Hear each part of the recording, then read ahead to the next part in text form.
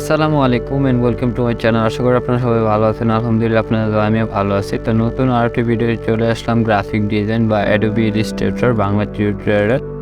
তো চলুন আমরা সফটওয়্যারের মধ্যে প্রবেশ করি। তো আজকে দেখাবো হলো এই পেন টুলের কাজ। তো আগে দেখাইছিলাম এই selection tool, direct selection tool, magic টুল, তারপর লেসার টুল। তো আজকে দেখাবো হলো এই পেন টুলের কাজ। পেন টুলের মধ্যে অনেকগুলা টুল আছে। পেন টুল আছে, অ্যাড অ্যাঙ্কর পয়েন্ট টুল আছে, ডিলিট অ্যাঙ্কর পয়েন্ট টুল আছে, তারপর হলো অ্যাঙ্কর পয়েন্ট টুল আছে। তো এগুলা আর আমরা শুধু আজকে দেখবো হলো এই পেন টুলের কাজ।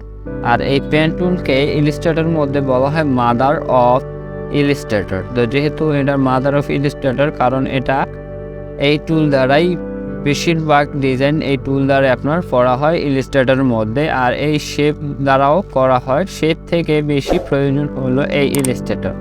যেমন এই ভ্যাম্পায়ারটা তৈরি করার জন্য এই পেন টুলটাই প্রয়োজন হবে, কিন্তু এই শেপগুলা নিয়ে আপনারা করতে পারবেন না।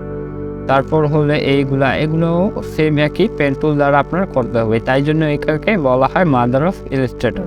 তো চলুন আজকে দেখি কিভাবে আমরা এটা ইউজ করতে পারি। তো আমরা এটা নিয়ে আসলাম, এই ভ্যাম্পায়ারটাকে নিয়ে আসার পরে কন্ট্রোল প্লাস দিয়ে জুম করে নিলাম, যেহেতু এটার মধ্যে আমরা আজকে প্র্যাকটিস করব বা এটা জানবো কীভাবে আমরা ইউজ করি। তো এই লেয়ারটাকে আমরা এটা লক করে নিলাম। তো এটাকে প্রথম আমরা ক্লিক করব। ক্লিকে ম্যানুয়ালি আমরা এই পেন টুলটাকে ম্যানুয়ালি মাউসের মাধ্যমে ক্লিক করে সিলেক্ট করতে পারি। আর যদি আপনারা এই কিবোর্ড থেকে সিলেক্ট করতে চান তাহলে যে কোনো একটা টুলের মধ্যে থাকলেও কিছু সমস্যা নেই, শুধু আপনি কিবোর্ড থেকে পি প্রেস করবেন, আপনার পেন টুলে চলে আসবে। তো পেন টুলের শর্টকাট কি হলো পি, এই দেখতে পারেন পি। তো চলুন আমরা শুরু করি। প্রথমে আপনার এটা হলো পেন টুল। পেন টুল মানে আপনার পেন্সিল দ্বারা যেভাবে কাজ করে সেইভাবে আপনার কাজ করতে হবে। পেন্সিল দ্বারা যেভাবে দাগ দেন ওটার মাধ্যমে এটার কাজ করতে হবে। তো এটা আর প্র্যাকটিস করতে হয় বেশি। দেখেন এই যে আমার এই ডিজাইনটার এই কর্নার, তো এই কর্নার আমরা চলে আসলাম, এখানে ক্লিক করব। ঘুরে ফিরে আমার এখানে আবার শেষ করব। তো এখানে একটা ক্লিক করলাম, ক্লিক করার পর দেখেন একটা চলে আসলো। তো একটা সুতার মতো চলে আসলো, এটাকে আপনার কাজ করতে হবে। তো এখানে আবার এইখানে আমরা চলে যাব, এখানে গিয়ে ক্লিক করব। ক্লিক করে রাখবো না, ক্লিক করে ধরে রাখবো। দেখুন ক্লিক করব, ক্লিক করে ধরে রাখছি। এখন যদি আমরা মাউসটাকে উপরের দিকে নাড়া দেই, দেখেন দুইটা হ্যান্ডেল চলে আসবে। তো দুইটা হ্যান্ডেলকে আমরা যদি এভাবে নাড়িয়ে চাড়িয়ে এটার ভালো করে বসাই, উপরে নিচে করে বসাই, তাহলে আপনার এই শেপ আকারে হয়ে যাবে। তো এখন আমার তো এটাকে রাউন্ড হয়ে যাচ্ছে। তো এখান থেকে আমরা এইভাবে কীভাবে আনবো, এখানে কীভাবে আনবো। তো এটা তো উপরে দিয়ে রাউন্ড হচ্ছে, আমরা চাইতে নিচে দিয়ে হলতে।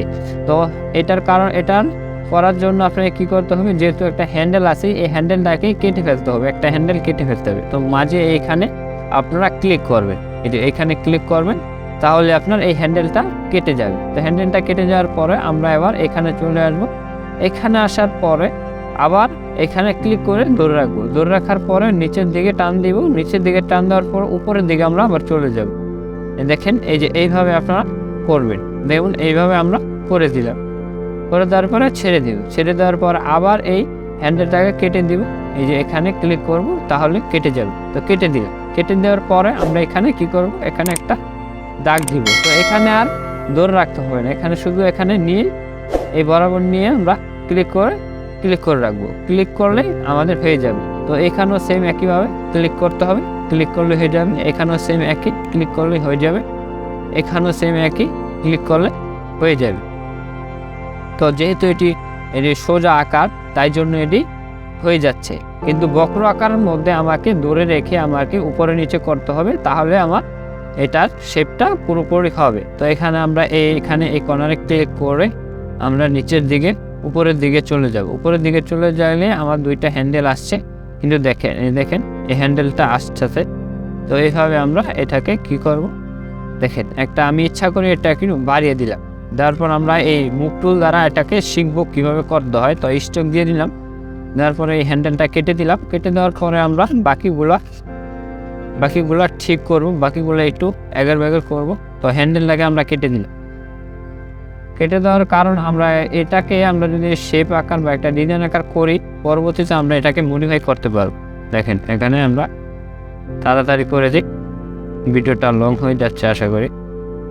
দেখেন আমরা এটাকে পুরোপুরি শেপ দিচ্ছি না, পুরোপুরি শেপ আমরা এটাকে দিচ্ছি না, কারণ একটু বোঝানোর জন্য।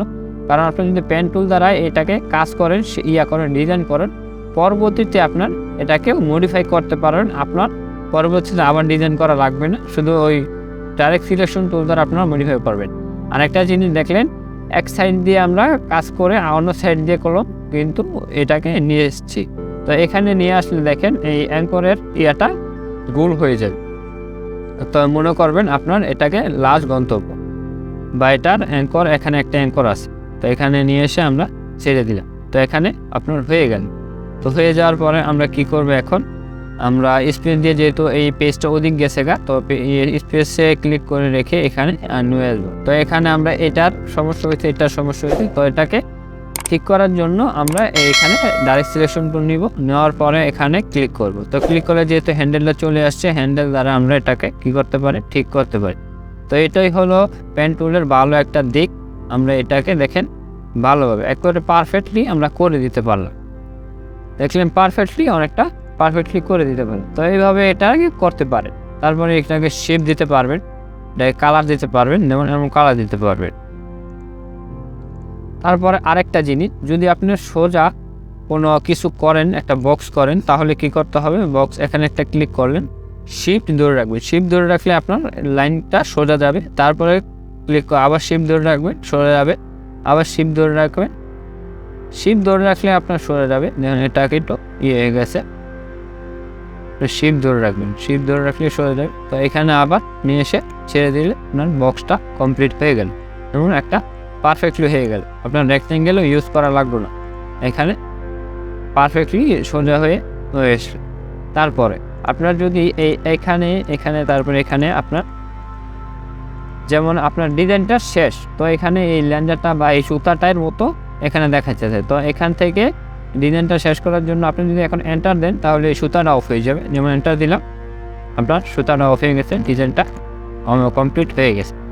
যদি আপনি এখন স্টক দেন, একটা স্টক দিলে আপনার ডিজাইনটা অনেক সুন্দর হবে। যেমন একটা স্টক দেয়, স্টকটা দেওয়ার পরে একটা স্টক দিলে কালারটা কত একটা ভালো হবে। যেমন দেখেন একটা স্টক দিলাম, হয়ে যাবে। তো এইভাবে আপনারা এই ইলাস্ট্রেটরের মধ্যে ডিজাইন করতে পারবেন খুব সহজে। এইভাবে ইউজ করে ইলাস্ট্রেটর এই পেন টুলটা ইউজ করে আপনারা ভালো ভালো ডিজাইন তৈরি করতে পারবেন। আরও ডিজাইনের প্র্যাকটিস দেখাবো, বা আরও ডিজাইন দেখাবো কীভাবে এই ডিজাইন করতে হয়। এটা শুধু দেখালাম কীভাবে ব্যবহার করবেন, আরও ডিজাইন দেখাবো কীভাবে আমরা করতে পারি। ওটা দেখতে দেখতে আপনারা শিখে নিতে পারেন। আশা করি আপনাদের এই ভিডিওটা ভালো লাগছে। যদি ভালো লাগে থাকে অবশ্যই লাইক, কমেন্ট, সাবস্ক্রাইব করে রাখবেন পরবর্তী ভিডিওগুলো দেখার জন্য। Thank you for watching this video.